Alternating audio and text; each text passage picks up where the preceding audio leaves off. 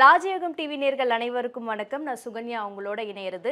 நம்ம ராஜயோகம் டிவியில் ஒவ்வொரு நாளும் ஒவ்வொரு ஆன்மீக தகவலை தெரிஞ்சுட்டு வரும். அந்த வகையில் இன்னைக்கு ஆன்மீக தகவலை எடுத்து சொல்றதுக்காக ராஜயோகம் டாக்டர் கே ராம் சார் நிகழ்ச்சியில் இணைகிறாரு. அவரை வெல்கம் பண்ணிடலாம். வணக்கம் சார். வணக்கம் சார். நம்ம ஆன்மீக தகவல் நிகழ்ச்சியில் கமெண்ட்ல ஒரு கேள்வி வந்திருக்கு சார். என்ன அப்படின்னா, பொதுவாக நம்மளுக்கு கோடீஸ்வர யோகம் இருக்கா இல்லையாங்கிறது ஜாதகத்தை பார்த்து தான் தெரிஞ்சுக்க முடியுமா, இல்லை நம்மளே பொதுவாக தெரிஞ்சுக்கலாமா அப்படின்னு கேட்டிருக்காங்க. அதாவது எவ்வளவோ யோகங்கள் இருந்துக்கிட்டு இருந்தால் கூட கோடீஸ்வர யோகம்னு சொல்லும் பொழுது எல்லோருமே யதார்த்தமாக சந்தோஷப்படக்கூடிய அமைப்பு இருந்துகிட்டு இருக்குது அப்படிங்கிறத உண்மை. வாழ்க்கையில் கஷ்டம் வருது அப்படின்னு பயப்படாமல், கல்யாணம் ஆகலை அப்படின்னு பயப்படாமல், ஏதாவது ஒரு வகையில் கோடீஸ்வரனா அல்லது பணக்காரனா வாழ்ந்தால் போதுங்கிற எண்ணம் எல்லோருக்குமே இருந்துகிட்ருக்கும். ஏன்னா பணம் அப்படிங்கிற ஒன்று இருந்துன்னு வைங்களே, இந்த உலகத்தில் எது வந்தாலும் சமாளிக்கலாம் அல்லது சாதிக்கலாங்கிற எண்ணம் இயற்கையாகவே எல்லோருக்கும் வந்துட்டுருக்குது அப்படிங்கிறது உண்மை. இது கண்டிப்பாக உண்மை தான். காலம் கலிகாலமாக இருக்கிறதுனால மனுஷாளுக்கு மனம் என்ற விஷயத்தை விட சில நேரங்களில் பணம் என்ற அமைப்பு முக்கியமாக கருதப்படுது அப்படிங்கிறது உண்மை. இப்படிப்பட்ட இந்த பணம் அப்படிங்கிற கோடீஸ்வர யோகத்தை நாம் தெரிஞ்சுக்கணும் அப்படின்னா, பொதுவாக கோடீஸ்வர யோகம் அப்படிங்கிறது 107 விதமான அமைப்புகளில் கோடீஸ்வர யோகம் வந்துட்டு இருக்குது. இதில் எந்தெந்த அமைப்பில் உங்கள் ஜாதகத்தில் கோடீஸ்வர யோகம் இருக்குது அப்படிங்கிறத உங்கள் ஜாதகத்தை பார்க்கும்பொழுது தெரிஞ்சுக்க முடியும். அல்லது அந்த கோடீஸ்வர யோகம் எந்த வயசில் வருது அப்படிங்கிறதையும் தெரிஞ்சுக்க முடியும். ஆனால் நான் ஜாதகம் பார்க்காம உட்கார்ந்த இடத்துல இருந்தே எனக்கு கோடீஸ்வர யோகம் இருக்குதான்னு தெரிஞ்சுக்கணுங்கிற எண்ணம் நிறைய பேர் இருந்துகிட்டு இருக்குது. கோடீஸ்வரனா பொழைக்கணுங்கிற ஆசை நிறைய பேருக்கு இருந்துகிட்டு இருந்தால் கூட அதை உட்கார்ந்த இடத்துலையே தெரிஞ்சுக்கணும் அப்படிங்கிற ஒரு எண்ணமும் இருந்துகிட்டு இருக்கும். அந்த மாதிரி உள்ளவர்களுக்கு உங்களுடைய ஜாதகத்தில் கோடீஸ்வர யோகம் இருக்குதா அப்படின்னு தெரிஞ்சுக்கிறதுக்கு சாதாரணமாக ஜாதக கட்டத்தில் ராசி கட்டம்னு போட்டிருப்பாங்க இல்லையா, அதாவது ராசி கட்டம் அப்படின்னு 12 கட்டம் இருக்கும். இந்த பக்கம் நவாம்ச கட்டம் அப்படிங்கிற 12 கட்டம் இருக்கும். இந்த ராசி கட்டத்தில் குரு பகவானும் கேது பகவானும் எந்த கட்டத்தில் சேர்ந்திருந்தாலும் அந்த ஜாதகர் ஜாதகைக்கு கோடீஸ்வர யோகம் அப்படிங்கிற முதன்மையான யோகம் இருந்துகிட்டு இருக்குது அப்படிங்கிறது உண்மை. இது வெறுமனே உண்மைன்னு சொல்கிறத விட இன்றைக்கி தமிழகத்தில் முன்னணி நடிகராக மிகப்பெரிய நடிகராக விளங்கக்கூடிய அந்த நடிகருடைய ஜாதகத்தில் இந்த குருவும் கேதுவும் இணைஞ்சு கேது பகவானுடைய திசா வரக்கூடிய அந்த 7 வருஷத்தில் இமாலய வெற்றி அப்படிங்கிற வெற்றியை அடைஞ்சார் அப்படிங்கிறது உண்மை. அந்த வகையில் உங்களுடைய ஜாதகத்தில் இந்த கேது பகவானும் குரு பகவானும் இணைஞ்சிருந்தார் அப்படின்னா கண்டிப்பாக உங்களுக்கு கோடீஸ்வர யோகம் அப்படிங்கிறது திட்டவட்டமாக கிடைக்கும் அப்படிங்கிறது சாஸ்திர சட்டம். அதே மாதிரி ஒருவருடைய ஜாதகத்தில் குருவும் சனியும் சேர்ந்துன்னு வைங்களே, அவருக்கும் கோடீஸ்வர யோகம் இருக்குது. ஆனால் அவர் அவருடைய வாழ்க்கையில் தன்னுடைய சொந்த முயற்சியால் கஷ்டப்பட்டு அதற்கப்புறம் கோடீஸ்வர யோகம் அப்படிங்கிற யோகத்தை அடைய முடியும் அப்படிங்கிறது உண்மையான விஷயமா வந்துட்டு இருக்குது. இந்த மாதிரியான கிரக இணைப்புகளை வச்சு உங்களுடைய வாழ்க்கையில் கோடீஸ்வர யோகம் இருக்குதா இல்லையான்னு நீங்கள் சுலபமாக தெரிஞ்சுக்க முடியும்.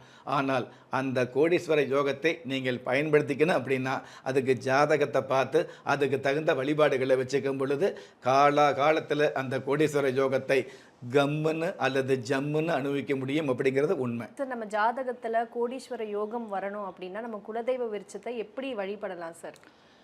அதாவது ஜாதகத்தில் கோடீஸ்வர யோகம் வர்றதுக்காக நம்ம குலதெய்வத்தை வச்சு பயன்படுத்த முடியாது.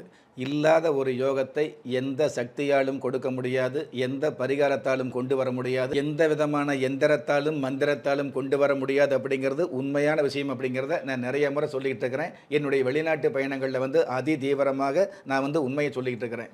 அப்படி இருக்கும் பொழுது இல்லாத யோகத்தை கொண்டு வருவதற்காக எந்த ஒரு சக்தியும் பயன்படாது. இல்லாத ஒரு யோகத்தை கடவுள் கூட கொடுக்க மாட்டார் அப்படிங்கிறது உண்மையான விஷயம். விதிக்கப்பட்டது தான். விதிக்கப்பட்ட இந்த வாழ்க்கையில் செதுக்கப்பட்ட ஒரு நல்ல வாழ்க்கையை வாழக்கூடிய தகுதியை இதே இறை வழிபாடு நிச்சயமாக கொடுத்துக்கிட்டு இருக்கோம். ஆக உங்கள் ஜாதகத்தில் கோடீஸ்வர யோகம் இல்லை அப்படிங்கிறதுக்காக மற்ற யோகங்கள் இருந்துகிட்டு இருக்குது இல்லையா, அதாவது 1100 யோகங்கள் ஜாதகத்தில் இருந்துகிட்டு இருக்கும். அந்த 1100 யோகங்களில் உங்களுடைய ஜாதகத்தில் ஒரு சில யோகமாவது கண்டிப்பாக இருக்கும், இருந்து தான் ஆகணும். அப்போ அந்த ஒரு சில யோகங்களை உங்களுக்கு அதிகபட்சமாக கொடுக்கக்கூடிய அமைப்பை இந்த இறை வழிபாடு கொடுக்குது அப்படிங்கிறது உண்மை.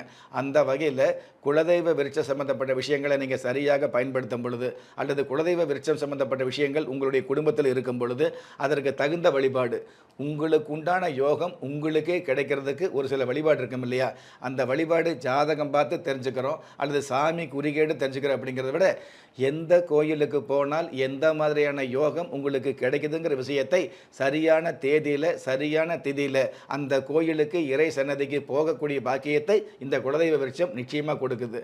அப்போ ஒரு மனுஷால் ஒரு முனிவர் தவம் இருந்தார் அப்படின்னா தவம் இருக்கக்கூடிய மனுஷாலுக்கு காட்சி தரணும் அப்படிங்கிற விதி அந்த இறைவனுக்கே இருந்துகிட்டு இருக்குது.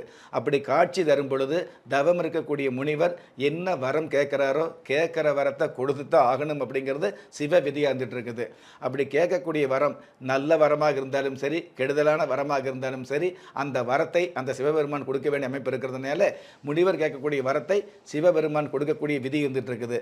அந்த மாதிரி தான் உங்களுடைய ஜாதகத்தில் ஒளிந்து இருக்கக்கூடிய, மறைந்து இருக்கக்கூடிய, பொதிந்து இருக்கக்கூடிய யோகங்கள் எந்த கோயிலுக்கு போனால் எந்த தேதியில் உங்களுக்கு அது பலன் கொடுக்க ஆரம்பிக்குது, அல்லது உங்களுடைய ஜாதகத்தில் இருக்கக்கூடிய தோஷங்கள் எந்த சன்னதிக்கு போகும்பொழுது அந்த தோஷங்களிலிருந்து நீங்கள் விடுபட போகிறீர்கள் அப்படிங்கிறத உங்களுக்கு சரியான தேதியில் தெரிய வச்சு அந்த சரியான தெய்வ சன்னதிக்கு போக வச்சு அதன் மூலமாக இந்த பிரபஞ்சத்தில் உங்களை நல்ல கதியோடு வாழ வைக்கக்கூடிய அமைப்பு தான் குலதெய்வ விருட்சத்துக்கு உண்டான சிறப்பு.